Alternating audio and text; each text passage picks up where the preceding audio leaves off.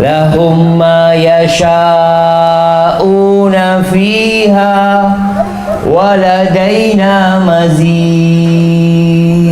Bagi mereka semua yang diinginkan oleh mereka, semuanya masuk surga kecuali yang nggak mau masuk surga.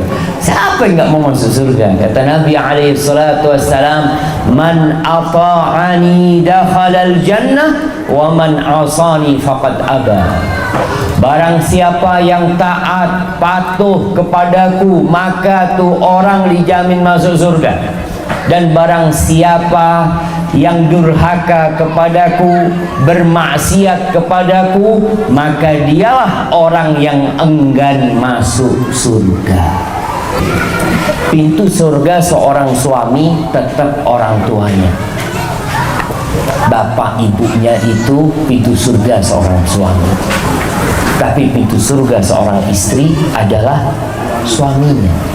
Fa innama huwa jannatuki aw naruki, suamimu surgamu atau neraka. Kata Rasul sallallahu alaihi wasallam tentang hak Allah dan hak suami, idza shallatil mar'atu khamsaha wa shamat syahraha wa ata'at zawjaha wa hafizat farjaha qila laha udkhulil jannah min ayyi abwabil jannati syi'ti. Apabila seorang wanita sholat yang 5 waktu, ini hak-haknya Allah. Wa shamat syahraha, puasa di bulan Ramadan, ini haknya Allah lagi. Wa ata'at zawja, ini haknya suami. Dia taat menghormati suami, walaupun dia nggak suka sama suami, tapi dia tetap menghormati suami. Wa hafizat farjaha, dia jaga kehormatan dirinya. Qila laha, akan dikatakan kepada wanita ini, udkhulil jannah, silahkan engkau masuk surga dari pintu mana saja yang engkau sukai. Wallahi jamaah, anak kalau bayangkan hadis ini, betapa mudahnya wanita itu masuk surga dari semua pintu surga. Bapak-bapak nih yang ahli sholat masuk dari pintu sholat, yang ahli puasa masuk dari pintu puasa, yang ahli sodakoh masuk dari pintu sodakoh. Ini perempuan sholatnya cuma 5 waktu, puasanya cuma bulan Ramadan. Gara-gara taat dan patuh sama suaminya, menjaga kehormatan dirinya, dia boleh milih pintu surga yang 8. Allahu Akbar. Tapi ternyata memang berat bagi wanita untuk taat sama suaminya.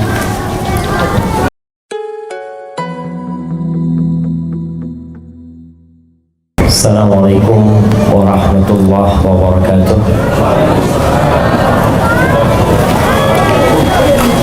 Alhamdulillah alladzi hadana li hadza wa ma kunna linahtadiya laula an hadana Allah. Segala puji bagi Allah yang telah memberikan hidayahnya kepada kita, yang kalau bukan karena petunjuk Allah, tidak mungkin kita bisa merasakan indahnya agama ini. Kita bisa melihat orang-orang yang berjumpa dengan Rasulullah SAW, paman Nabi Abu Lahab dan pamannya Abu Talib, dan tokoh-tokoh di kota Mekah seperti Abu Jahal, Umayyah bin Khalaf, Ubay bin Khalaf. Bagaimana mereka tidak bisa masuk Islam, padahal mereka melihat wahyu itu turun. Mereka memandang mukjizat Rasulullah sallallahu alaihi wasallam. Maka hendaklah kita mensyukuri nikmat hidayah ini dan senantiasa berdoa memohon petunjuk kepada Allah dan tidak berhenti mengatakan ihdinas siratal mustaqim. Allahumma salli wa sallim. Ini ibu-ibu kok rame ini. Ini pengajian khusus buat ibu-ibu. Makanya heran bapak-bapak kok ada di sini. Sahih. Ini temanya apa?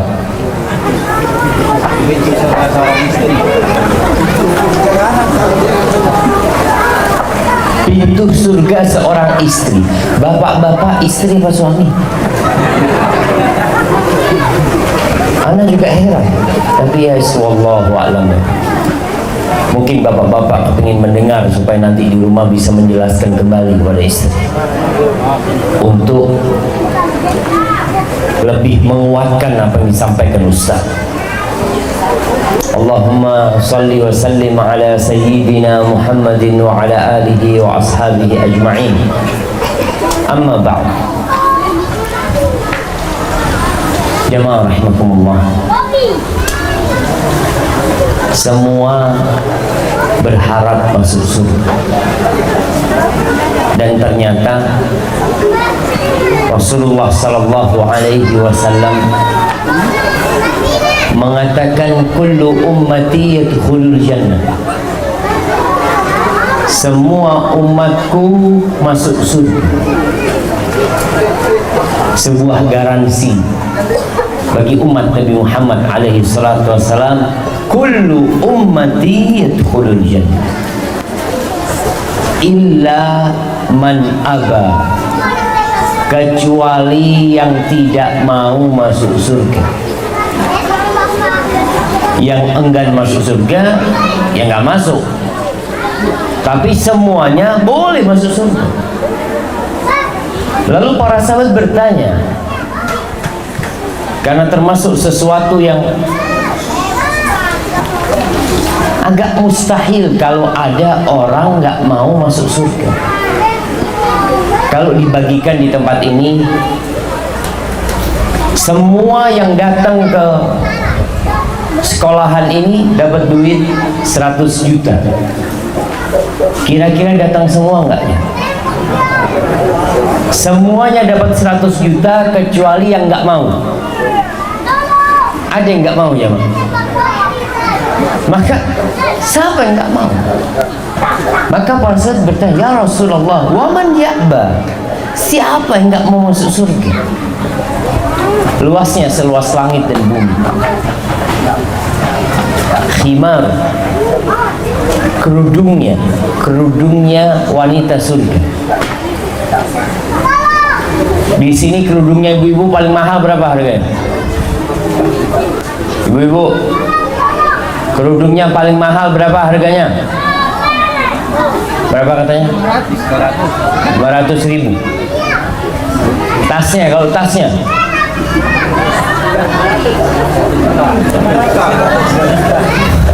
bapak-bapak pernah beliin tas buat istri paling mahal berapa? Anda kasih hadiah yang paling mahal 500.000. Ada yang di atasnya? Mana? Ada yang mana? Oh, ada Rami sendiri sih. Kenapa tuh? 500.000 paling mahal. Enggak ada yang lebih mahal dari itu ya, Bang. Sudah ada kasih dia buat antum, Fadhil. Masya Allah. 500. Tidak bohong kita. Jemaah, kata Nabi alaihi salatu wassalam, khimaru ra'atin wala nasifuha, kerudungnya penghuni surga, satu penghuni surga punya kerudung itu khairun minad dunya wa ma fiha, harganya lebih baik dari kepi seisinya. Bukan kepi,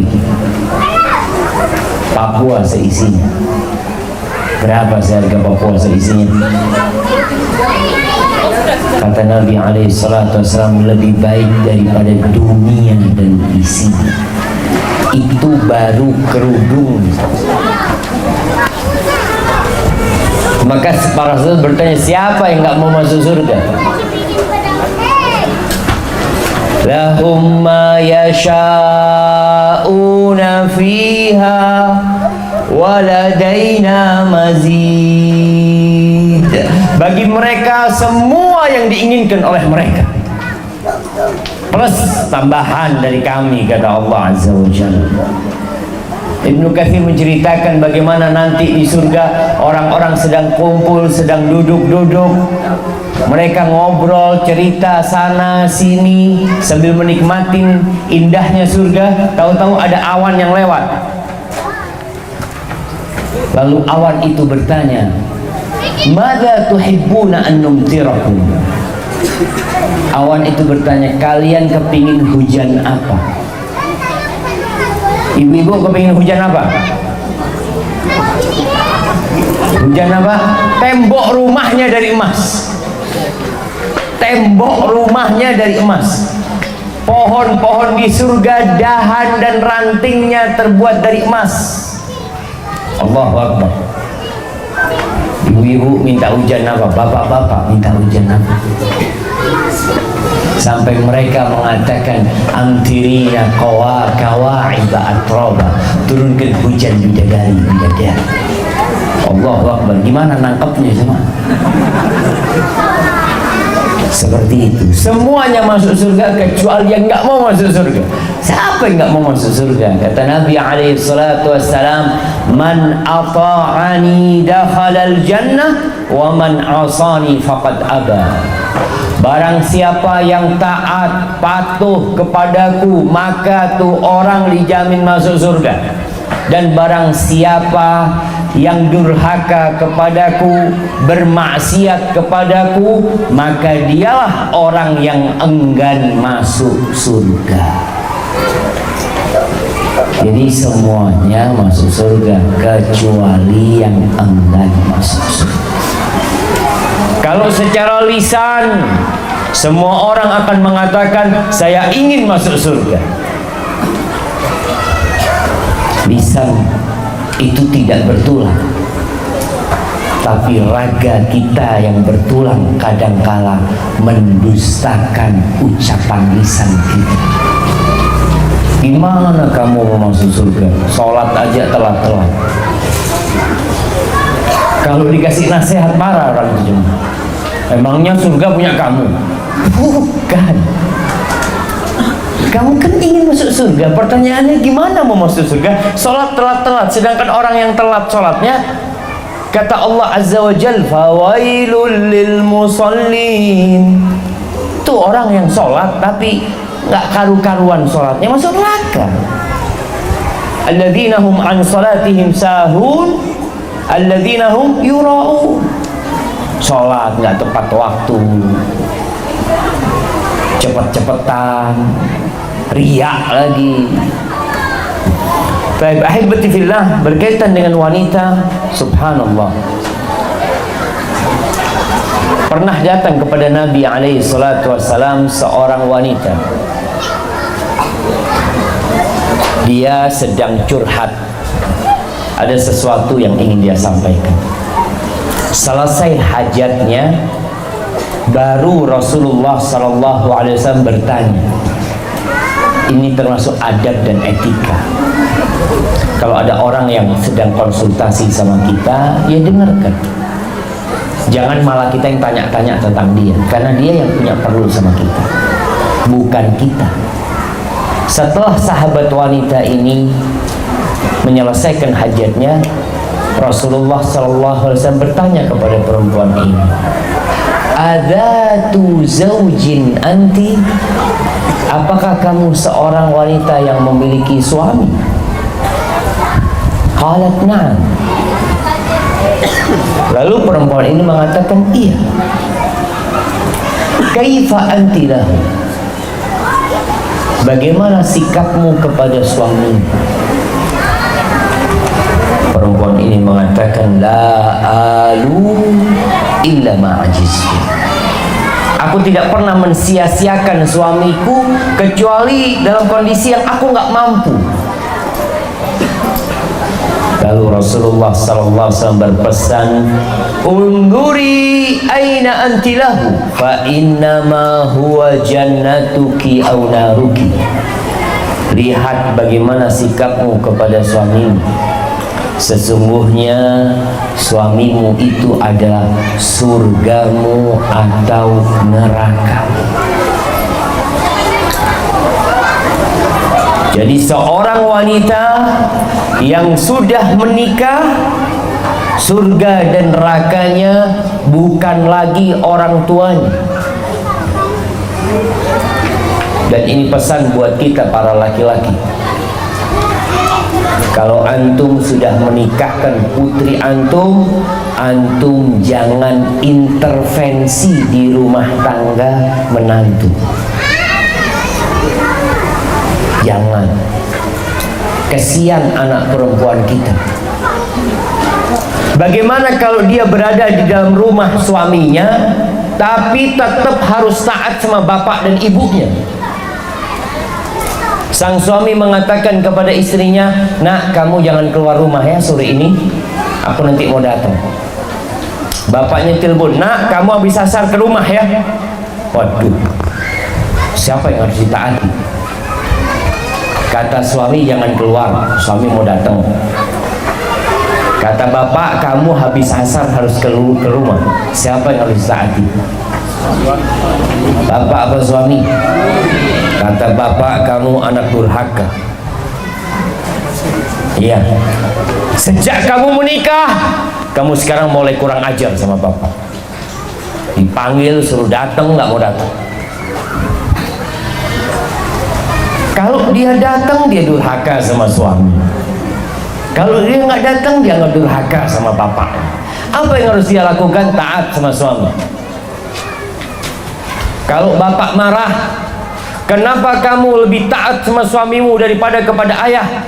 Sampaikan, ayah yang memberikan aku kepada dia. Ayah yang menikahkan aku sama dia. Aku dahulunya milik ayah, tapi ayah melepaskan aku dengan sukarela. Ayah mengatakan pada hari itu, "Wahai fulan bin fulan, angkahtuka wa zawwajtuka makhtubataka binti." Ayah sebut namaku pada hari itu dan ayah berikan aku kepada dia, dan dia menerima tanggung jawab itu. Ayah, maka tidak ada dualisme kepemimpinan setelah wanita menikah. Yang ada pemimpin adalah suami. Oleh karena itu, para orang tua jangan sembarangan menikahkan putrinya. Wanita itu makhluk yang lemah. Banyak wanita dibohong-bohongin sama laki-laki. Mudah-mudahan yang ada di sini bukan termasuk yang membohongi wanita. Kadangkala digoda dari jauh, datang tuh perempuan. Kenapa wanita tidak bisa menikah kecuali ada walinya? Kalau laki-laki mau nikah, tafadhol tanpa wali. Tapi wanita harus ada walinya. Seorang wali yang harus benar-benar memperhatikan apakah lelaki ini pantas untuk menjadi pendamping hidup putriku. Karena jamaah, kalau sekiranya suaminya itu zalim, bisakah seorang ayah memisahkan putrinya? Dia datang kepada suami, "Sudah, aku ceraikan putriku dari dirimu." Bisa bapak ngomong kayak gitu? Tidak bisa. Bisakah istri duduk-duduk di rumah melihat suaminya membolimin dia? "Bang, mulai saat ini kamu sudah bukan suamiku." Mungkinkah itu terjadi? Walaupun sang istri mengatakan ucapan itu 1000 kali, tetap dia adalah istri, tidak akan bisa berubah. Terus gimana caranya? Harus gugat cerai. Memerlukan proses, belum tentu diterima. Maka para orang tua, coba kalau mau menikahkan putrinya, bermusyawarah dahulu. Datang seorang laki-laki kepada Hasan al-Basri rahimahullahu ta'ala. Dia bertanya, "Wahai Abu Sa'id, kepada siapa aku nikahkan putriku?" Maka Hasan memberikan nasihat, "La tuzawwij ibnataka illa min taqi." Janganlah engkau menikahkan putrimu kecuali kepada orang yang bertakwa. Kenapa orang yang bertakwa? In ahabbaha akramaha wa in lam yuhibbaha lam yadribha. Orang yang bertakwa kepada Allah, kalau dia mencintai putrimu, dia akan menghormatin putrimu.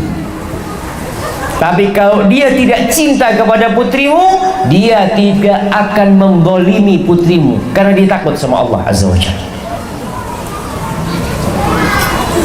Ahibati fillah, apakah antum pikir semua rumah tangga ini karena cinta? Apakah bapak-bapak masih cinta sama istri? Kadangkala sebagian laki-laki sudah kepingin ganti istri, bu, cuma nggak ngomong sama ibu. Dia itu kalau ketemu sahib-sahibnya, iyalah, yang di rumah udah tua.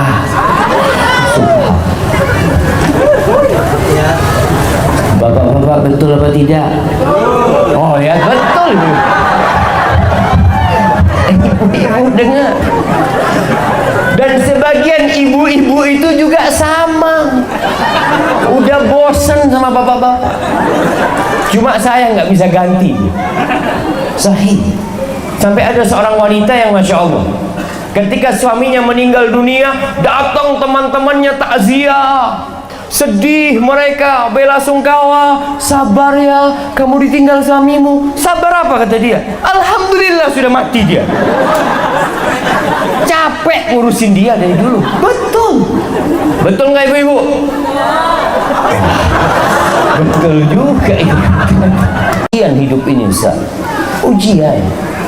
Ya udahlah, semoga dengan saya berbakti kepada suami, saya dapat surga. Kalau ada suami yang bakhil, Ustaz, Allahu Akbar, tiap bulan perhitungan.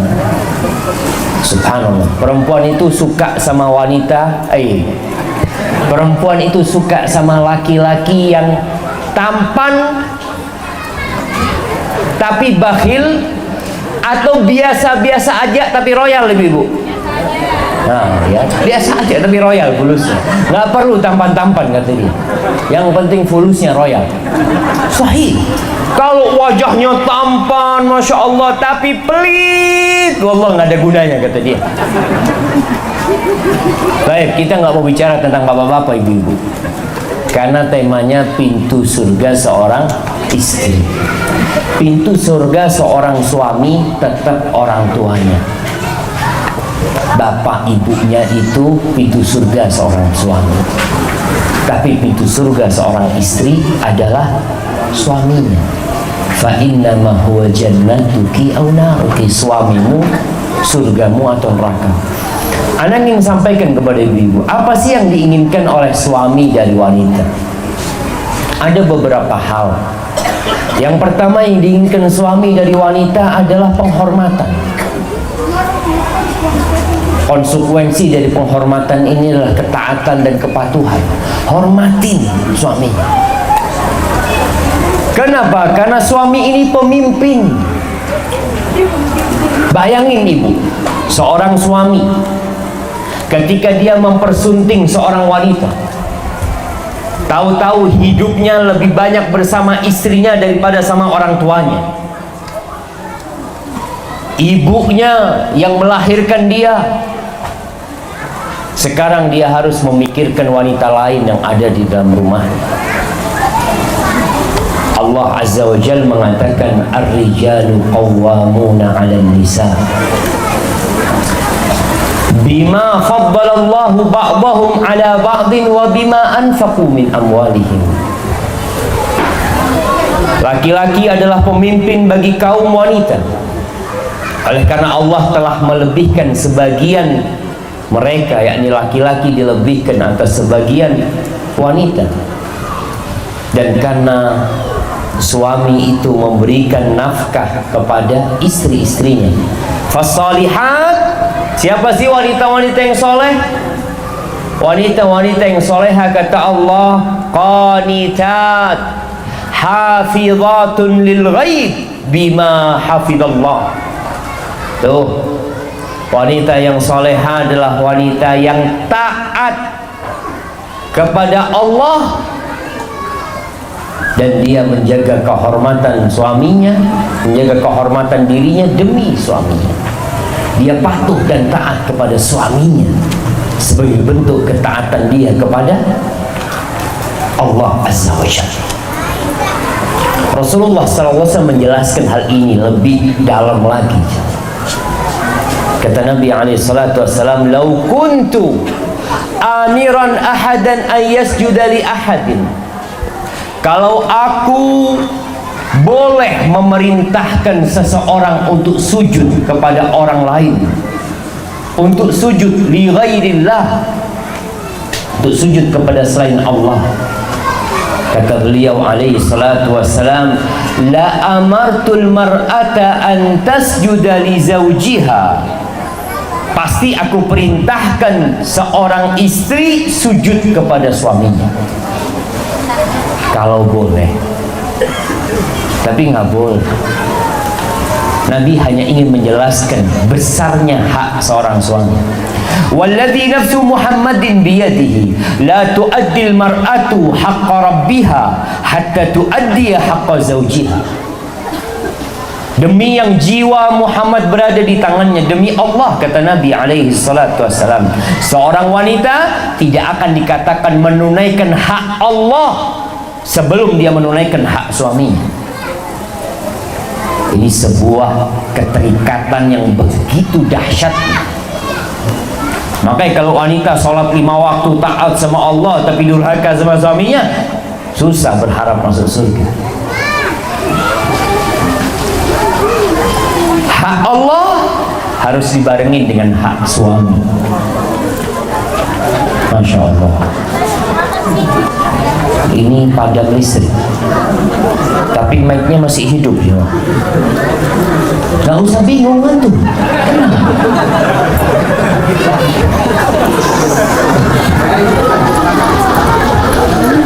Kata Rasul sallallahu alaihi wasallam tentang hak Allah dan hak suami.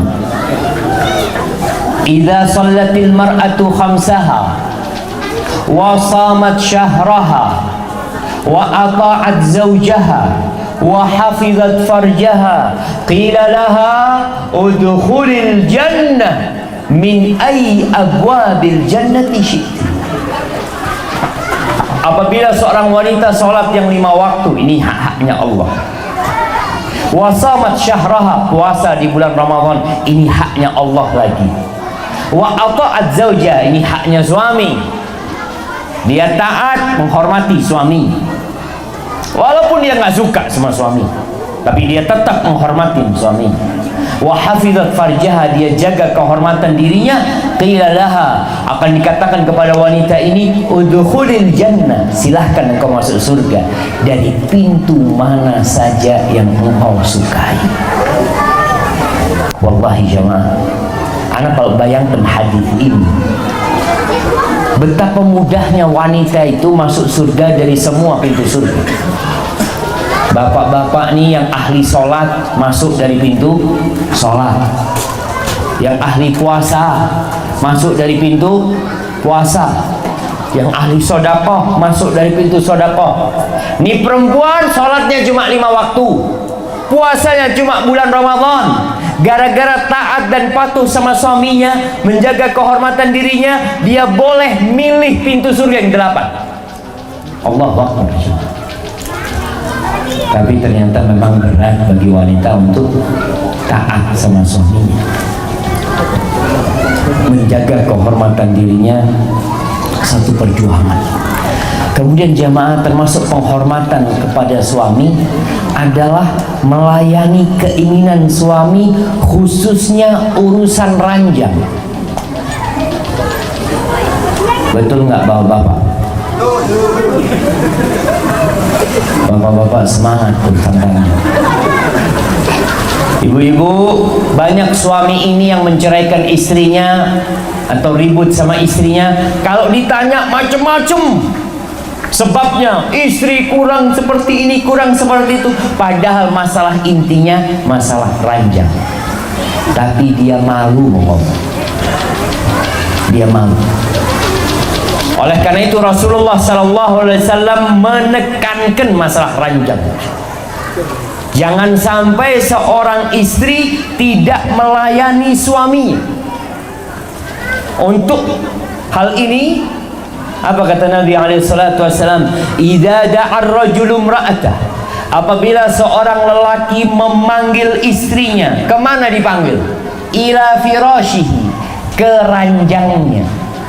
Ranjang, kasurnya. Para ulama menjelaskan bahwa suami itu punya ranjang sendiri. Bapak-bapak punya ranjang sendiri apa kumpul sama istri? Bapak-bapak kumpul sama istri, punya ranjang sendiri. Di masa itu mungkin rumahnya tidak besar, mereka tidak bisa memberikan ranjang. Kan ranjang itu ada yang buat satu orang, ada yang buat 2 orang. Sekarang Masya Allah, satu ranjang bisa buat 7 orang, besar-besar. Di masa itu suami punya ranjang, nggak terlalu besar ranjangnya. Istri punya ranjang sendiri, karena istri kadang-kadang menyusui.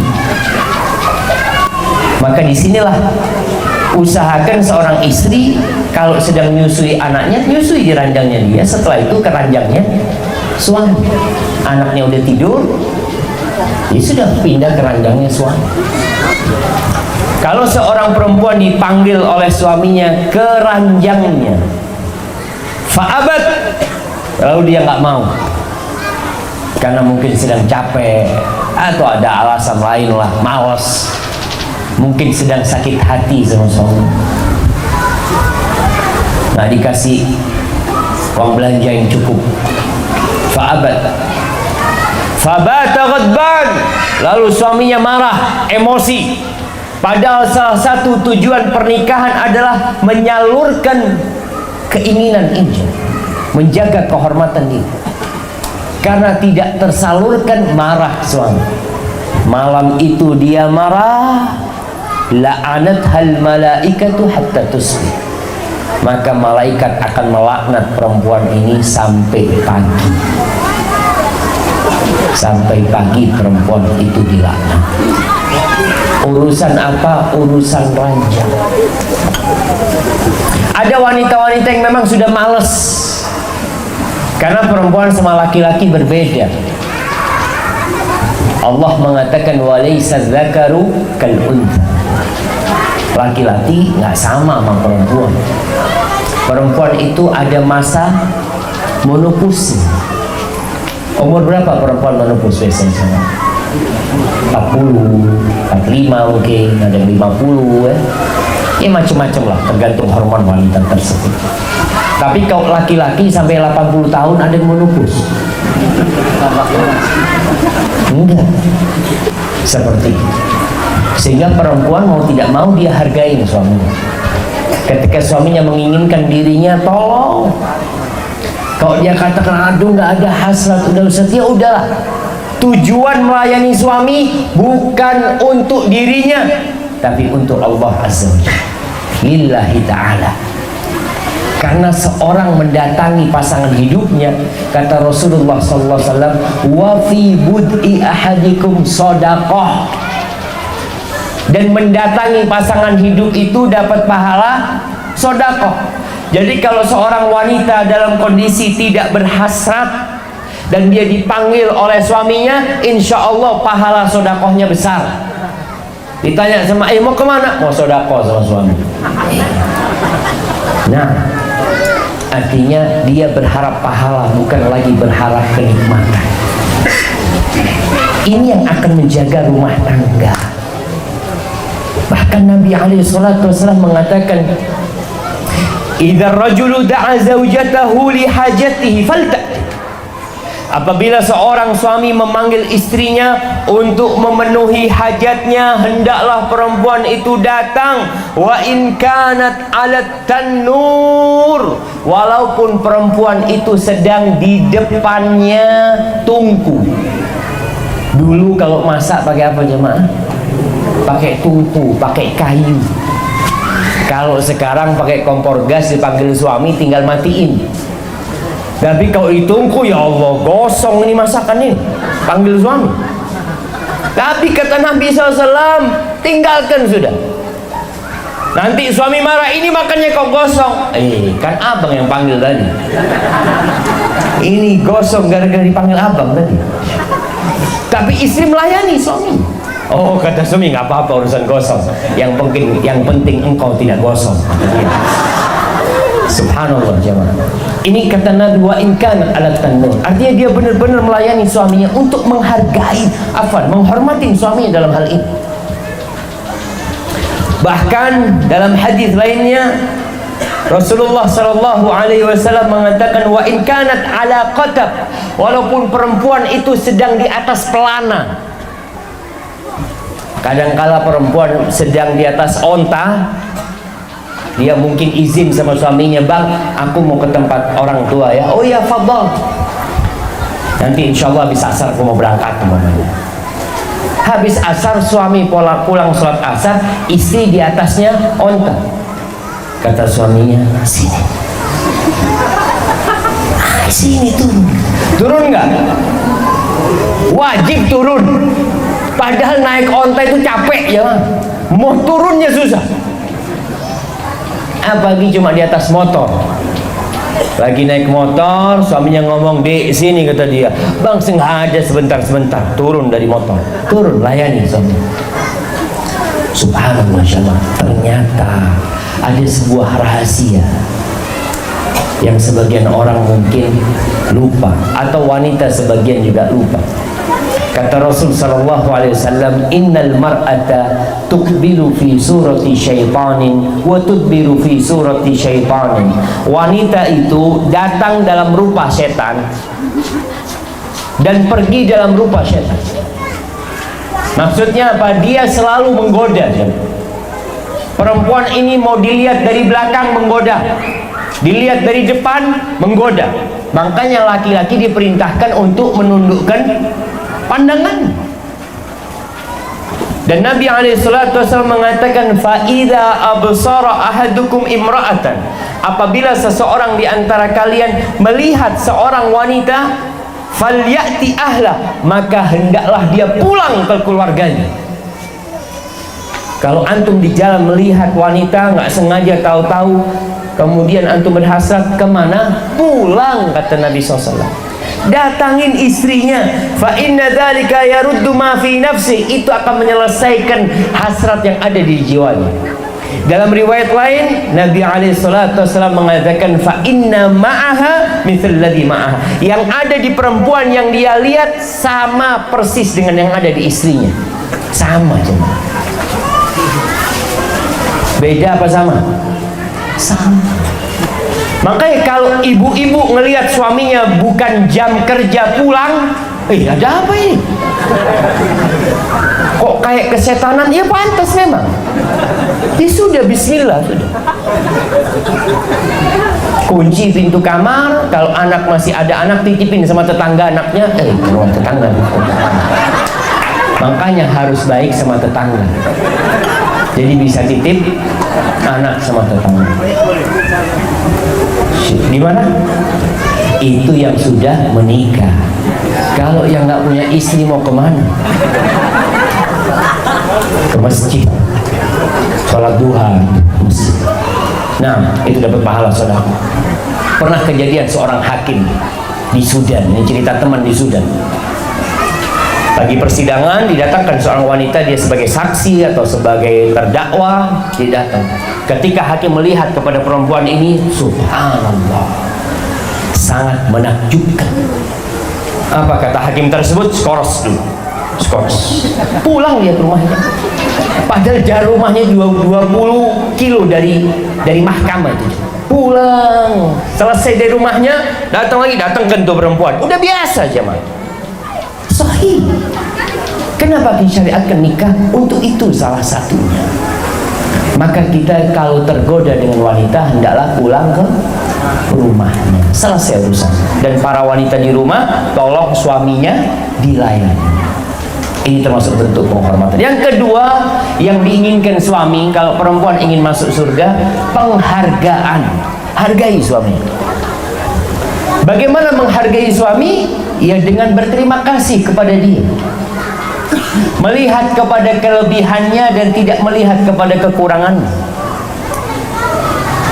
Banyak wanita yang menghuni neraka gara-gara tidak menghargai suami. Kata Rasulullah sallallahu alaihi wasallam, uritun nar, ditampakkan kepada aku neraka, fa idza aktsaru ahlihan nisa, dan ternyata kebanyakan penghuni neraka itu perempuan.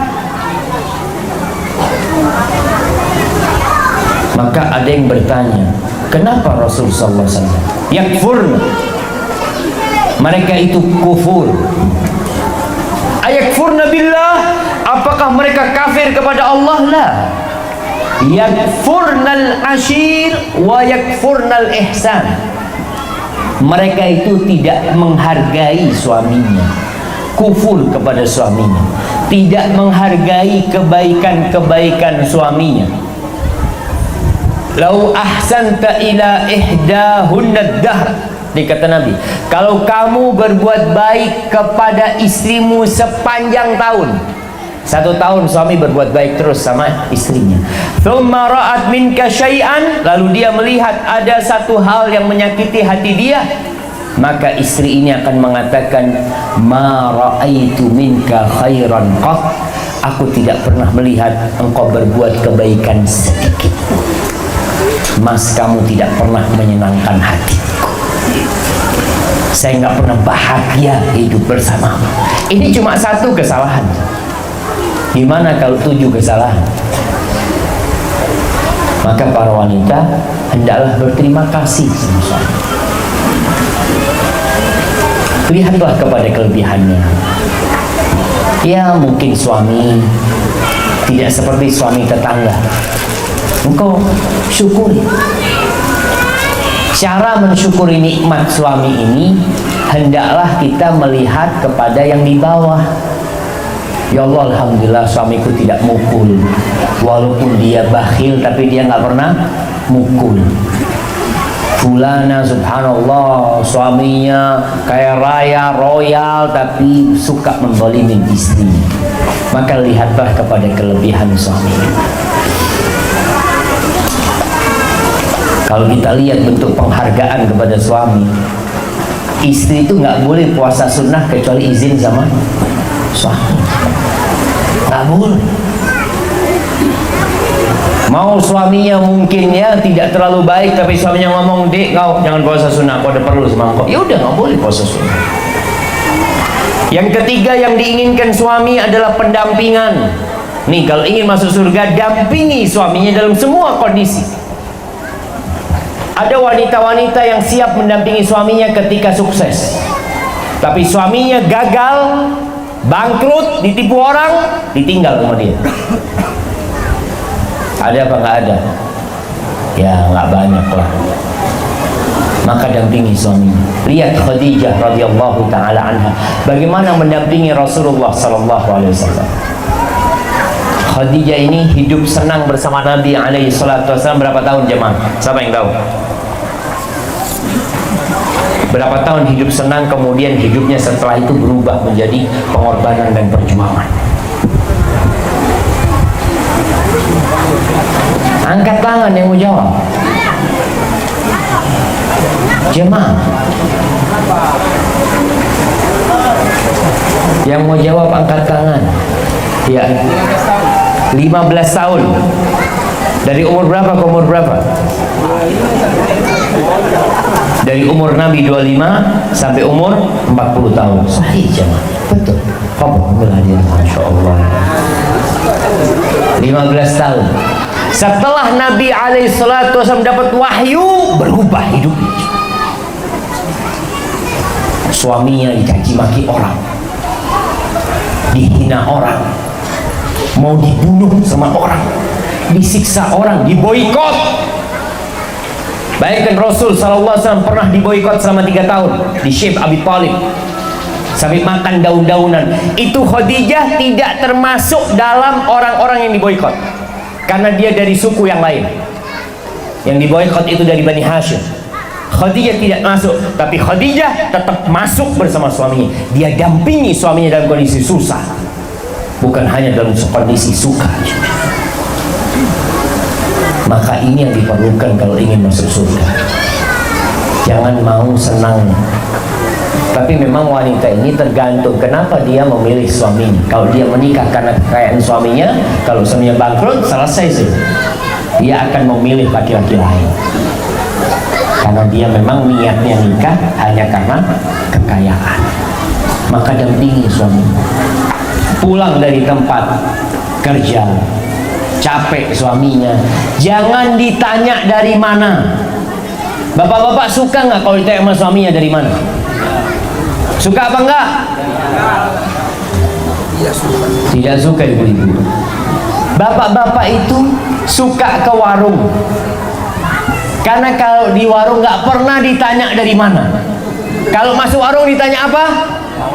Mau apa aja mah.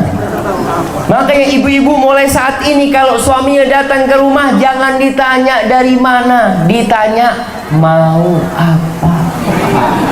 Allahu Akbar. Itu suami kalau masuk rumah ditanya mau apa, dia bingung. Ini masuk rumah apa warung? Oh, ternyata rumah dia. Subhanallah.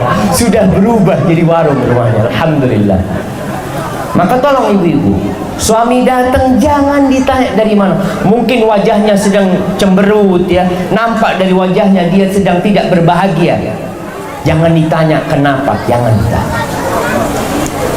Khadijah radhiyallahu taala anha ketika Rasulullah sallallahu alaihi wasallam turun dari Gua Hira pulang ke rumahnya dalam kondisi ketakutan, sama sekali Khadijah nggak tanya. Tapi Khadijah bertugas untuk mendampingi suaminya, ditenangkan suaminya, minta selimut dikasih selimut, mungkin dikasih minuman, ditunggu sampai suaminya yang bercerita. Maka ini bentuk pendampingan yang sangat dahsyat buat seorang yang ingin masuk surga. Dampingi suaminya, sambut suaminya.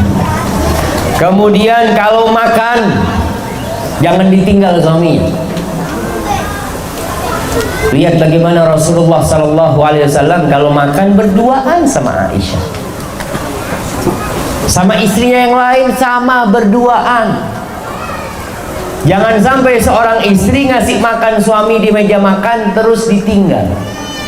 Ada seorang laki-laki yang subhanallah jemaah, dia lagi waktunya makan, istrinya nyiapkan makan semuanya, terus istrinya mau nonton sinetron, ditinggal suaminya. Kata suaminya, sini, mari, kata dia dengan bahasa kampung. Saya ini bukan kucing, kata dia. Kasih makan terus ditinggal. Yang dikasih makan ditinggal siapa? Kucing. Kalau ngasih makan suami didampingin, walaupun engkau sedang puasa, walaupun engkau sedang tidak ingin makan, duduk di samping suami, ambilkan sesuatu buat suami. Masya Allah. Suami minum dari air bisa dipinjam gelas, jangan ambil gelas baru.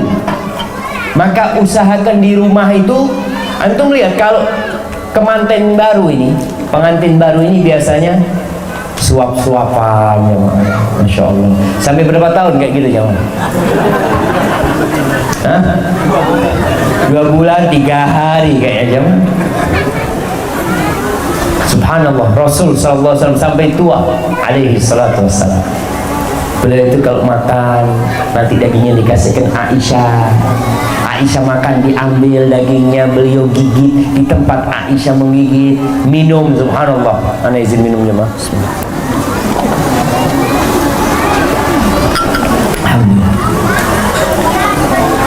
Ketika Aisyah minum dari gelas sama Nabi Sallallahu Alaihi Wasallam, diambil itu gelas, beliau meletakkan mulutnya di tempat Aisyah meletakkan mulutnya.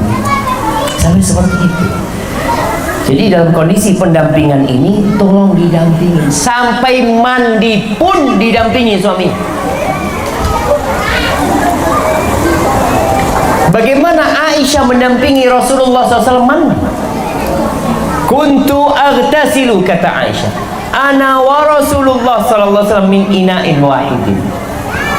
Aku dulu mandi sama Nabi SAW dari satu wadah air, dari satu timba. Kemudian antara aku sama dia cuma ada satu gayungnya. Rebutan itu gayung Aisyah sama Nabi SAW. Dan aku bilang, dakli ya Rasulullah, sisakan airnya buat aku wahai Nabi SAW. Ini kapan orang mandi bareng suami istri jamaah? Waktu baru. Sekarang ngantri kok mandi. Siapa dulu mandi? Kamu dulu mandi.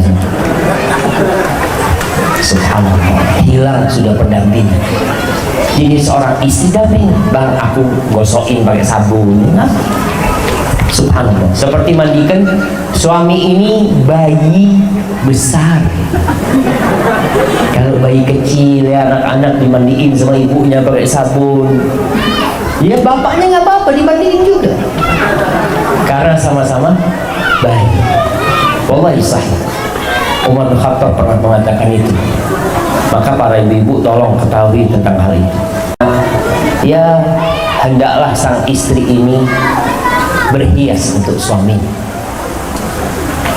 menggunakan pakaian yang indah. Pakai itu lipstik kalau ada suaminya, pakai itu sido kalau ada suaminya. Banyak suami kalau melihat istrinya cantik bingung, dia tanya mau kemana.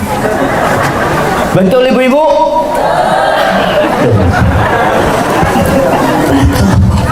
Dirubah sekarang, bersolek, berdandan, berhias itu untuk suami, bukan untuk suami tetangga. Sahih jemaah. Rasul sallallahu alaihi wasallam ketika ditanya man khairun nisa, siapakah wanita yang terbaik? Allati idza nadarta ilaiha sarratka, yang kalau engkau memandang kepada dia menyejukkan hatimu, itu wanita yang terbaik.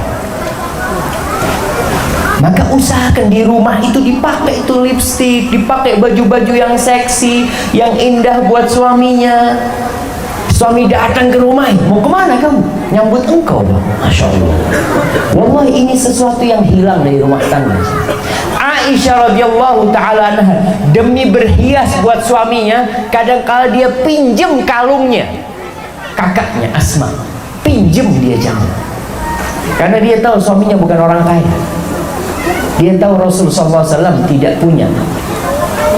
Dia tahu kakaknya Asma punya kalung ya, dia pinjam untuk berhias untuk suaminya. Maka tolong istri seperti itu, pinjam kalungnya tetangga.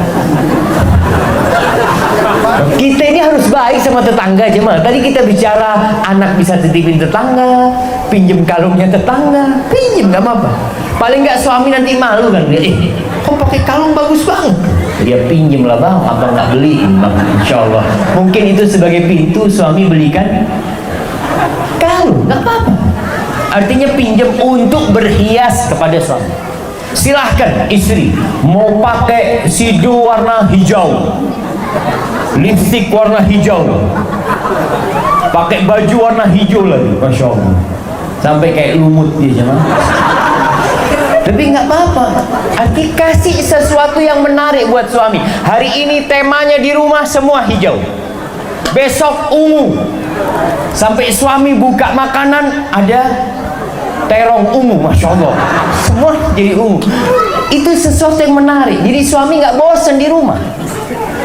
Ada buku jamaah, subhanallah, judulnya Satu Istri Empat Rasa. Masya Allah. Jadi istri pandai untuk bagaimana melayani suaminya. Besok apa itu penting. Kenapa? Karena godaan dan fitnah wanita di luar itu dahsyat sekali. Kalau sang istri tidak berusaha untuk melakukan sesuatu yang menarik buat suaminya, suami akan tertarik di luar. Tapi kalau dia sudah menundukkan pandangan, cukup di rumahku ada surgaku, selesai. Karena istrinya pandai. Jangan sampai suami masuk rumah, buka pintu rumah, tahu-tahu yang tercium ikan asin. Suami langsung masuk. Astagfirullahaladzim. Itu masalah. Tapi masuk rumah yang tercium gahru. Ini di Kepi banyak gahru ini. Tapi nggak pernah dihidupin di rumahnya, dijual. Sekali-kali dihidupin di rumahnya, dibakar tuh gahru. Tapi jangan yang mahal-mahal, suami malah marah gitu. Ini gahru yang harga berapa dibakar? Ribut sama suami. Ada, tapi bikin rumah itu wangi, menarik. Ya, subhanallah. Antum lihat, kita kalau masuk ke Masjidil Haram, kemudian dari Masjidil Haram, yang mungkin yang berangkat umrah atau haji, masuk ke Burj Zamzam, ke Zamzam Tower. Itu dari jarak berapa meter, aroma wanginya jamaah, ya Allah. Karena banyaknya toko parfum di sana. Maka bikin rumah sebelum suami datang, parfum sudah dihidupi, masak udah selesai, nggak ada lagi aroma yang tidak nyaman. Ada perempuan-perempuan yang Masya Allah, kalau suaminya datang nggak ada, bau ikan sudah nggak ada, tapi rambutnya ada yang di roll itu jemaah. Rambut di roll, kemudian pakai bedak putih-putih, ada yang dipakai pipinya pakai timun, pakai bengkoang. Itu suami datang, astagfirullah. Ini istrinya siapa ini? Nggak ada lagi seperti itu. Pakaian, ya beli. Suami juga perlu lah. Ini para suami, belikan istri pakaian yang indah. Jangan hanya pakaian yang sesuai dengan keinginan istri, tapi pakaian yang sesuai dengan keinginan suami. Istri paling senang pakai baju apa? Daster. Nggak tahu di Kepi ini sama pakai daster. Daster yang bolong-bolong tuh. Waduh, sukanya dia itu jangan. Maka jangan lagi. Hormati suaminya dengan cara tadi, dia memberikan pelayanan yang indah, ya, aromanya wangi selalu dia jalan. Barakallahu fiik. Kemudian yang kelima, suara yang indah. Jangan suka teriak-teriak. Perempuan itu dilarang berlemah lembut kalau ngomong sama orang asing. Kalau ngomong sama orang lain, perempuan itu harus tegas. Nggak boleh dia tarik-tarik omongannya, nggak boleh. Tapi kalau sama suaminya, suami suka dengan yang kayak gitu. Kalau ngomong penuh dengan rayuan, ya, ini itu. Padahal sebenarnya istri juga mungkin bosan sama suaminya, tapi ya gimana? Sudahlah.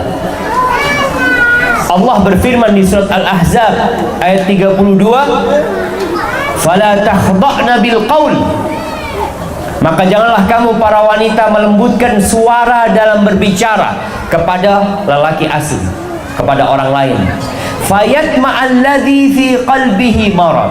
Ternyata omongan yang lembut dari seorang wanita itu bisa membangkitkan gairah dari orang yang hatinya berpenyakit.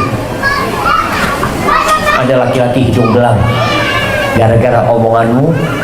Maka tolong perempuan, kalau ngomong sama suaminya yang lembut, kalau ngomong sama orang lain yang tegas. Kalau sedang telepon, sudah, sama laki-laki mamanya ada perlu, yang tegas. Belanja, nih perempuan nih, kalau belanja biasanya merayu. Boleh dia menawar, tapi tidak dengan melemah lembutkan suaranya. Ayolah mas, nggak ada kayak gitu. Ayolah mas, turunin harganya. Boh, yang tegas ya Ustaz, kalau kayak gitu nggak diturun, nggak apa-apa, yang penting saya menjaga kehormatan suami. Tolong dijaga. Fala takhda'na bil qaul. Kalau sama suami, merayu suami. Telepon sama suaminya, bang, apa kok nggak pulang sih bang? Dingin banget nih malam bang. Masya Allah. Itu suami langsung bismillah naik pesawat. Ketika sang istri ini pandai mengolah kata, intonasi ucapannya indah, itu suami suka. Dan Allah melarang wanita melakukan itu kepada laki-laki lain. Kepada istri suami berarti dianjurkan, jangan. Itu khusus buat suami. Kemudian yang keenam, wanita ini hendaklah memberikan dukungan dan motivasi buat suaminya. Bukan hanya pendampingan, tapi ada dukungan dari suaminya. Kita lihat bagaimana istri-istri Nabi Muhammad SAW, bagaimana Ummu Salamah mendukung suaminya. Dia kasih saran kepada suaminya, kasih masukan kepada suaminya tanpa menggurui. Ketika suaminya mau buka usaha umpamanya, dia lihat kayaknya usahanya ini kurang prospek, tapi katakan, bang, cobalah abang musyawarah. Tapi kalau anak lihat kayaknya kurang prospek, tapi anak ikut abang. Kalau abang ingin usaha itu, jangan nanti suaminya gagal diketawain sama istri. Udah dikasih tahu nggak dengerin. Tak seperti itu, istri ini tugasnya. Kemudian yang ketujuh, jaga kehormatan diri. Jangan suka keluar rumah wanita. Jangan. Allah mengatakan waqarna fi buyutikunna. Kalian para wanita menetaplah di rumah kalian. Kalau harus keluar, wala tabarrujna tabarrujal jahiliyatil ula. Kalau harus keluar, jangan bersolek seperti orang jahiliyah. Nih, tadi pagi kita bicara tentang jilbab. Orang Arab itu asalnya nggak pakai jilbab. Hukum asalnya, tradisi orang Arab, budaya orang Arab tidak berjilbab. Mereka biasa pakai pakaian yang setengah dadanya nampak wanita-wanita. Rambutnya disanggul sama mereka. Belahan dada, belahan punggung, pakaian mereka transparan. Itu tradisi jahiliyah. Orang Arab jahiliyah kayak gitu. Kapan mereka berubah? Ketika Islam datang, mereka jadi baik. Islam datang merubah. Maka jagalah kehormatan diri wanita. Tidak keluar kecuali ada perlunya, dan tidak memasukkan laki-laki ke dalam rumahnya kecuali dengan izin suami. Kalau memang ada perlunya, diizinkan suami masuk, dan janganlah dia berkholwat berduaan dengan laki-laki yang bukan mahramnya. Sekarang kita hidup di era digital, dunia medsos. Banyak wanita-wanita yang tidak menjaga kehormatan dirinya. Dia masih berhubungan dengan mantan pacarnya. Apalagi ada grup-grup sekolahan. Ini apa istilahnya jemaah? Reuni. Ada grup sekolahan, lulusan tahun sekian, tolong dijaga. Berapa banyak subhanallah jemaah, ada tetangga anak di Jember sudah tua jemaah, itu istrinya meninggalkan suaminya karena ketemu sama mantan pacarnya di reuni. Ditinggal, sudah punya anak, sudah tua. Na'udzubillah. Maka perempuan tetap terfitnah dan laki-laki tetap terfitnah. Maka tolong dijaga, jaga kehormatan diri dengan tidak berhubungan kecuali ketika ada perlunya. Grup-grup yang cuma isinya bergurau macam-macam yang tidak berguna, tinggalkan. Kalau seorang wanita mungkin dimasukkan ke grup di sana, dia tidak mau keluar, oke, nggak keluar, tapi nggak perlu dibuka juga. Sudah, nggak usah dibuka, untuk menjaga kehormatan suaminya. Karena engkau ketika menikah, engkau jadi milik suami. Seorang wanita tatkala merasa tidak dipuaskan oleh suaminya, dia punya hak untuk gugat cerai, tapi tidak ada hak untuk berkhianat. Sebagaimana seorang suami ketika tidak puas dengan istrinya, dia punya hak untuk nikah lagi, tapi tidak punya hak untuk berzina. Nggak ada alasan dia berzina karena tidak merasakan di rumahnya kepuasan, nggak ada. Maka tolong dijaga. Masya Allah, 5 menit lagi. Barakallahu fikum. Kemudian yang ke-8, ya, buat para wanita, kalau ingin masuk surga, jaga amanah yang ditinggal suami, yaitu anak-anak dan urusan rumah. Rasulullah SAW mengatakan, khairu nisa'in rakibnan ibil, sebaik-baiknya wanita penunggang unta, salihu nisa'i Quraisy, adalah wanita yang baik dari kalangan Quraisy. Di mana sifat mereka? Ahnahu ala waladin fi sighari. Mereka adalah wanita-wanita yang sangat pengasih terhadap anaknya tatkala kecil. Wa ar'ahu ala zaujin fi dhati yadi, dan sangat menjaga dengan apa yang dimiliki suaminya. Maka hendaklah perempuan ini fokus didik anak suaminya, bukan fokus dengan kegiatan-kegiatan sesama sohib-sohibnya. Perempuan punya kegiatan, yang ada kegiatan arisan, kegiatan kumpulan ini, kumpulan itu, macam-macam. Silahkan selama perkumpulan itu halal, tapi jangan sampai menelantarkan kewajiban dia mendidik anak-anak suaminya. Tolong dijaga anak-anak suami, tanggung jawab dia. Tadi Anda sebutkan bagaimana Imam Syafi'i, bapaknya meninggal dunia, tapi sang istri yang solehah, dia memilih untuk tidak menikah lagi. Dia memilih untuk mendidik anak-anak. Kalau seorang wanita ditinggal mati suaminya kemudian ingin menikah kembali, tolong dijaga amanah tinggalan suami. Jangan sampai kemudian dia tidak peduli sama anak-anaknya lagi kalau ingin masuk surga. Kemudian yang ke-9, cinta. Suami juga minta cinta. Kalau istri udah gak cinta sama suaminya, tolong jangan bilang. Suami gak cinta sama istrinya, jangan bilang. Istri tidak suka sama suaminya, jangan bilang. Pernah ada di kota Mekah, kota Madinah ada seorang laki-laki yang namanya Ibn Abi Azra. Dia dikenal perempuan selalu gugat cerai sama dia, sampai nama dia buruk. Suatu hari dia pulang dari masjid, dia ngajak sahibnya dia, Abdullah bin Arqam, dibawa ke rumahnya. Ayo ke rumah. Setelah sampai rumahnya, Ibn Abi Azra mengatakan kepada istrinya, aku minta dengan nama Allah, kamu jujur. Kamu benci sama aku enggak? Istri, udahlah ngomong yang lain, enggak usah ngomong itu. Aku minta sama Allah, kamu jujur. Kamu cinta sama aku enggak? Kata istrinya, ya kalau engkau ngomong kayak gitu, enggak, aku enggak suka sama kamu. Kata, kayak gini nih istriku. Yuk, akhirnya berangkat ke Umar bin Khattab. Sampai tempatnya Umar bin Khattab, dia cerita. Ya sudah, kata Umar bin Khattab, panggil istrimu. Dipanggil istrimu. Istrinya datang.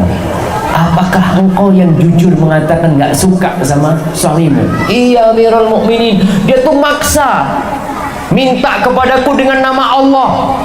Apa boleh aku berbohong? Kata Umar bin Khattab, iya, nggak apa-apa engkau bohong. Fa inna aqalal buyut allati tubna 'alal hub. Kata Umar bin Khattab, sedikit rumah tangga yang dibangun di atas cinta itu sedikit. Fa innan nas yata'amaluna bil islami wal ihsan. Pergaulan yang terjadi dalam rumah tangga ini kebanyakan itu berasaskan Islam dan ihsan. Karena kita diperintahkan, kita orang Islam suruh berbuat baik. Ya itulah yang menjadi landasan bergaul di rumah, bukan cinta. Sedikit yang dibangun di atas cinta. Itu kata Umar bin Khattab radhiyallahu anhu. Banyak rumah yang bertahan itu bukan karena cinta, kadang-kadang karena kesian. Istri kesian sama suami, suami kesian sama istri. Tapi kalau ditanya, kamu cinta nggak sama aku? Mas, kalau kau belah dadaku, namamu akan terukir di sana. Padahal terukir nggak disukai, cuma dibilang terukir di sana. Apa? Itu bohong yang diperbolehkan, salah satunya bohong dalam urusan rumah tangga. Maka tolong istri, kalau ditanya sama suaminya cinta atau tidak, paling tidak dia ungkapkan. Nabi SAW suka mengungkapkan cinta. Ketika beliau ditanya SAW, siapakah wanita yang paling kau cintai, atau siapakah orang yang paling kau cintai? Aisyah, nggak malu. Maka antum pun apa mengungkapkan cinta tersebut, dan istri pun sama. Hada wallahu a'lam bissawab. Itu yang bisa Anda sampaikan. Kita masuk ke sesi tanya jawab. Ini pertanyaan dari ibu-ibu semua.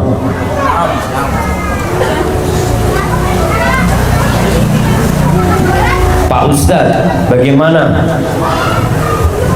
kalau kita sudah meninggal, kita ketemu suami kita yang pertama atau yang kedua, sementara saya sudah menikah 2 kali? Perempuan itu akan bersama istri dia yang terakhir. Yang terakhir. Oleh karena itu, istri-istri Nabi Muhammad SAW itu nggak boleh menikah lagi. Kebanyakan janda istri Nabi, janda mati. Makanya mereka setelah meninggalnya Rasulullah SAW nggak boleh menikah lagi, karena mereka akan menjadi istri Nabi Muhammad SAW. Seperti itu.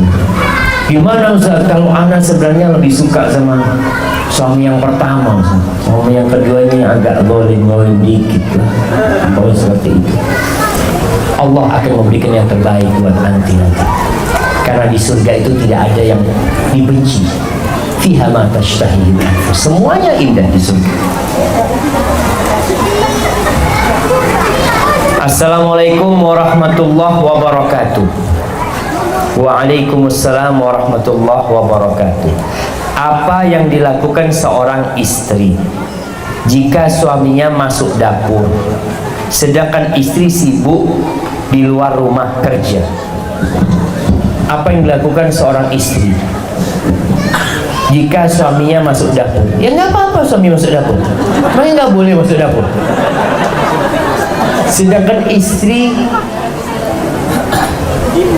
di luar rumah kerja, mungkin bukan itu maksudnya.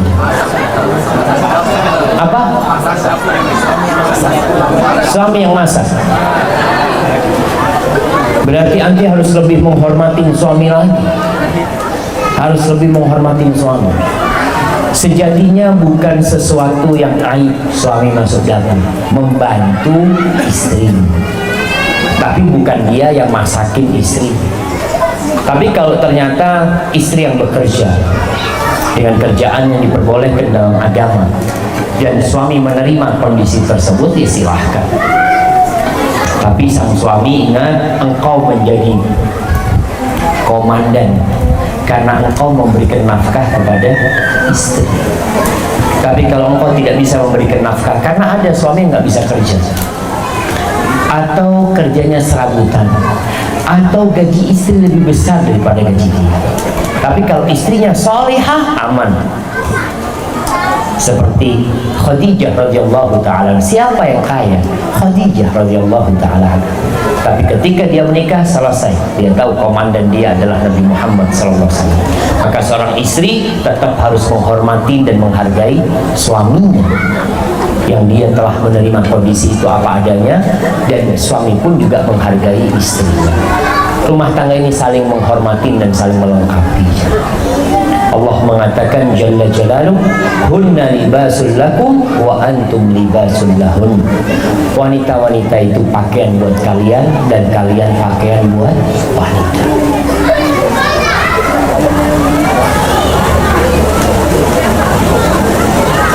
Pak Ustadz mau nanya, apa ciri-ciri seorang istri calon penghuni surga? Tadi udah kita sebutkan. Dia menjaga sholatnya, menjaga puasanya. Perempuan ini tolong, wanita-wanita ini jangan sampai punya utang sampai mati. Suami tolong ingatkan istrinya. Wanita-wanita yang tidak punya puasa sunnah, biasanya utang Ramadannya tidak terbayar karena dia nggak punya puasa sunnah. Yang wajib aja berat dia lakukan. Tapi kalau wanita ini menjaga puasa Senin Kamis, insya Allah utangnya lunas. Wanita yang sholat 5 waktu, jangan ditunda-tunda sholatnya. Puasa di bulan Ramadan, dibayar utangnya, taat sama suaminya, jaga kehormatan dirinya, maka insya Allah dia akan masuk surga. Bagaimana agar kita tidak berat menjalankan sholat 5 waktu? Jadikan sholat itu kebutuhan kita, bukan kewajiban. Ada orang yang ibadahnya kebiasaan, Dan ada orang juga yang kebiasaannya ibadah. Ada orang makan ibadah, jalan ibadah, tidurnya pun ibadah, karena dia niatkan semuanya lillahi ta'ala. Ada orang yang ibadahnya kebiasaan. Kenapa kamu sholat? Ya saya dari dulu sholat. Kenapa kalau Ramadan puasa? Ya memang seperti ini budaya kita kalau Ramadan puasa. Itu ibadahnya kebiasaan. Jangan sampai ibadah kita jadi kebiasaan, tapi jadikan kebiasaan kita ibadah malah. Sehingga gak akan berat jemaah sholat. Ketika dengar suara azan, ya Allah, Nabi SAW, beliau itu kalau ada masalah kemana larinya? Sholat. Bahkan beliau mengatakan kepada Bilal, "Qum ya Bilal, bangun Bilal." Masya Allah, ini pada terbang semua jemaah. Antum kayaknya duduk di sini aja. Nah,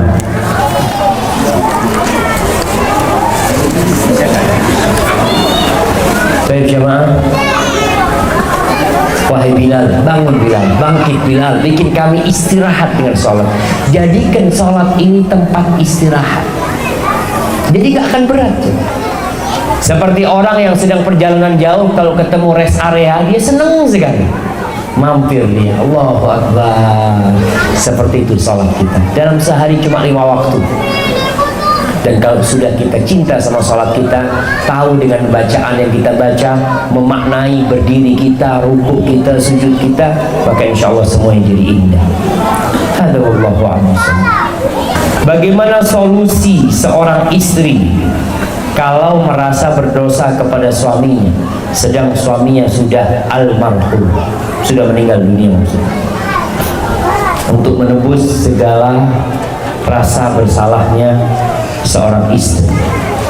Ia doakan suami. Kenapa Nabi SAW ketika menyebutkan amalan manusia yang tidak terputus, anak soleh yang mendoakan, bukan istri soleha yang mendoakan, anak soleh yang mendoakan. Kalau anak ini tidak akan pernah berubah bapaknya, ibunya tidak akan pernah berubah. Tapi kalau istri, suaminya bisa berganti. Dia bisa ganti suami, suaminya mati selesai dia lupa sama suaminya yang dahulu. Maka tolong seorang istri, gak apa-apa. Artinya engkau ingin nikah lagi gak masalah.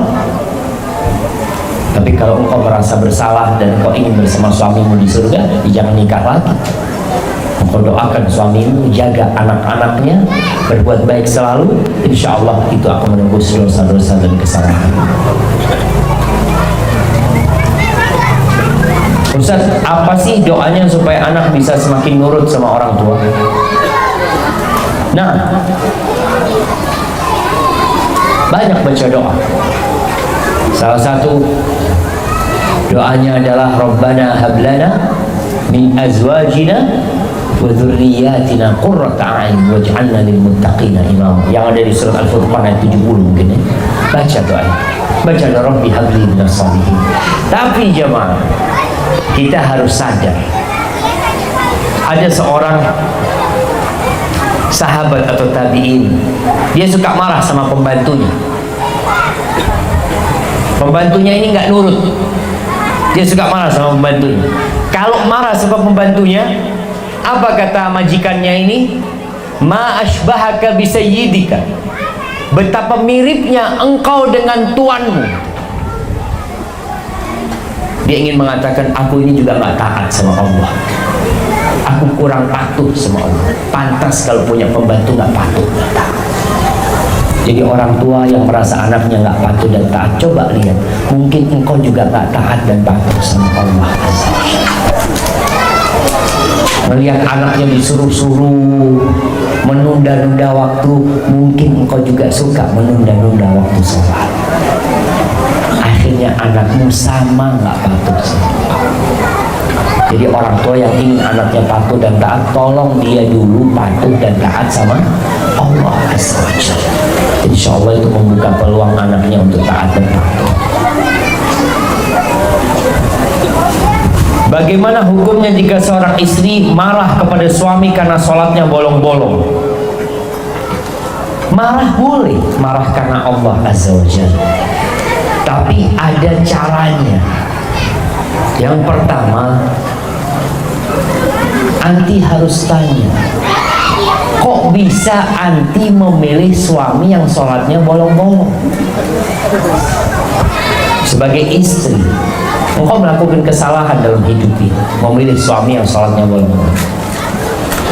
Maka kepada suami yang sholatnya bolong-bolong, istri hendaklah memberi nasihat, bukan marah. Dia marah karena Allah, tapi caranya dengan memberikan nasihat kepada suami. Duduk sama suami, cari waktu yang tepat, karena tetap suami adalah pemimpin. Kalau kita punya pemimpin yang sholatnya bolong-bolong, kira-kira pantas nggak anak buah mengatakan, bos, sini bos, duduk sini bos, saya lihat bapak ini sholatnya bolong-bolong, Masya Allah, padahal dia cleaning service, masih nasihat bos. Ya caranya, ada caranya. Tetap kita diperintahkan watawasau bil haq, watawasau bis sabr. Suaminya habis makan malam ya, sambil dipijit suaminya, kakinya dikasih minyak, dipijetin, bang, kalau boleh aku mau minta sesuatu sama abang. Di situ ngomong sama suaminya, abang sholat lah bang, apa sih yang mau kita bawa kalau mati? Abang begitu taat dengan bos sama perusahaan, kerja dari pagi sampai sore. Masa sama Allah yang ngasih kita segala-galanya kita nggak memberikan hak Allah Azza wa Jalla? Jadi caranya ya indah ketika ngomong sama suami. Barakallahu.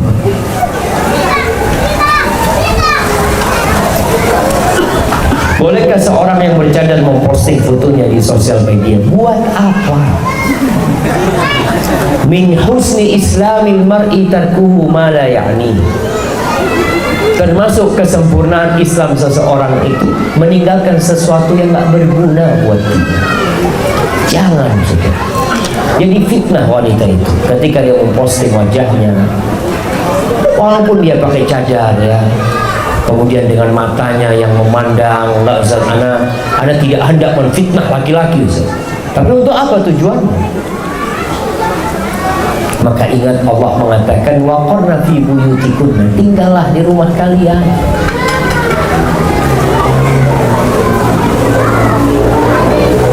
Ustaz, saya mau bertanya,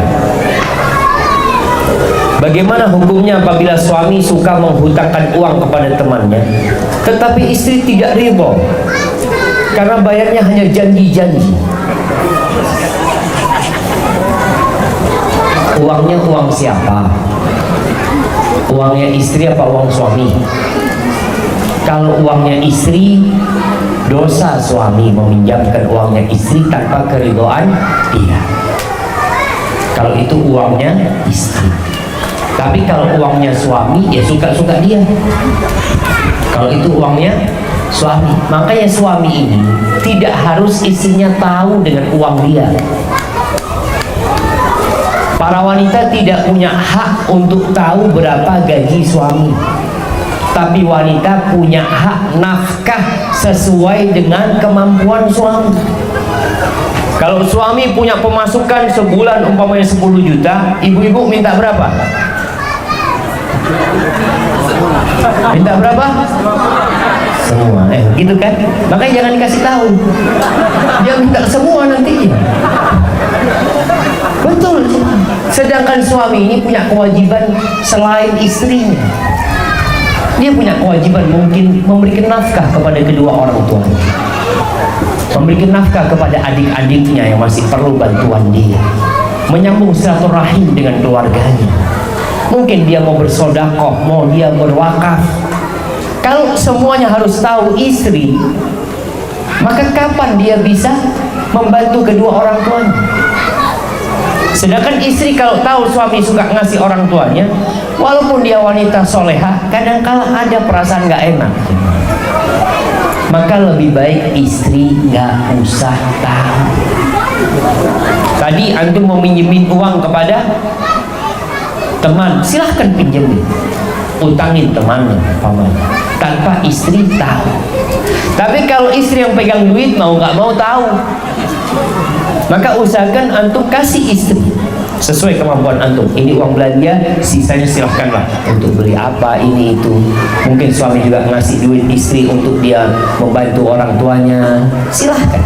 Tapi istri nggak harus tahu berapa uang antum.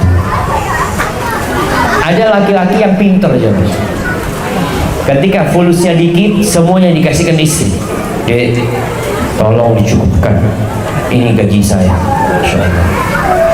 Ketika gajinya mulai besar, nggak lagi, dek ini sudah duit buat kamu, cukupin. Bang, nggak semua gaji, nggak lah, ini buat kamu. Memang seharusnya suami itu memberikan kepada istri sesuai kemampuan apa sesuai dengan kebutuhan. Sesuai kemampuan apa kebutuhan? Kebutuhan, kemampuan, bukan kebutuhan. Artinya kalau kebutuhan istri itu, umpamanya dia kebutuhannya sebulan itu hanya 2 juta, tapi suami mampu memberi 4 juta, kasih 4 juta. Tapi kalau kemampuan suami itu hanya 2 juta, kebutuhan istri 4 juta, berapa suami kasih? Ya tetap 2 juta. Istri harus menerima kondisi tersebut. Ini fair ya, Bang. Kalau sesuai dengan kebutuhan berat. Sehingga suami kadangkala dia harus berhutang sama istrinya. Bang, kebutuhan kita ini makan sehari 200.000. Jadi sebulan berapa jamaah? 6 juta. Sedangkan gaji suami cuma 3 juta. Oke bang, nggak apa-apa bang, sisanya anak itu hutang lah bang. Itu kalau sesuai kebutuhan. Tapi kalau suami mengatakan maaf deh, aku hanya punya 3 juta, cukup kan? Ya sudah, berarti pola makannya dirubah. Ngomong sama suami, iya kalau gitu mas, kita mulai saat ini lampu di rumah pakai lampu yang lebih kecil, nggak usah terang-terang, sesuai dengan uang yang ada. Kalau gitu mas, insya Allah besok kita sarapan tahu tempe. Ya sudah, sesuai dengan kemampuan, bukan kebutuhan. Ustaz, saya mau tanya, berapa lama istri ditinggal suami tanpa nafkah lahir batin baru dikatakan janda? Selama-lamanya tidak akan dikatakan janda. Wanita ini tidak bisa menceraikan dirinya sendiri, jemaah. Makanya perempuan kalau nggak dikasih nafkah sama suaminya punya hak gugat cerai. Dia nggak bisa melepas dirinya, itu nggak bisa dia. Nggak otomatis gitu ya. Kecuali suaminya murtad, langsung pernikahannya rusak, selesai sudah. Ketika suaminya murtad, selesai, dia bukan lagi suami. Itu kondisi yang memang merusak pernikahan. Tapi kalau dia tinggal suami, nggak tahu suaminya mati mungkin di hutan sana, mungkin suaminya merantau, kemudian di sana dia menikah lagi, nggak pulang ke KP sini umpamanya. Apakah otomatis perempuan jadi janda? Tidak. Dia harus datang ke hakim, melaporkan kondisi dirinya. Di sini nanti hakim memutuskan kalau dia sudah memulai masa iddahnya. Kalau suaminya dibilang mati, berarti warisannya dibagi. Kalau suaminya ada di sana tapi suaminya nggak mau balik, maka di sini nanti hakim memutuskan, udah kalau gitu engkau khulu, gugat cerai, dan nggak ada warisan kalau gugat cerai itu. Ada wallahu a'lam bishawab. Itu bisa saya sampaikan pada kesempatan kali ini. Apabila benar itu dari Allah Azza wa Jalla, kalau ada yang salah dan kurang berkenan itu dari diri anak pribadi, Allah dan Rasulnya terbebaskan dari kesalahan itu. Sallallahu ala nabiyina Muhammadin wa ala alihi wa sahbihi wasallam. Assalamualaikum warahmatullahi wabarakatuh.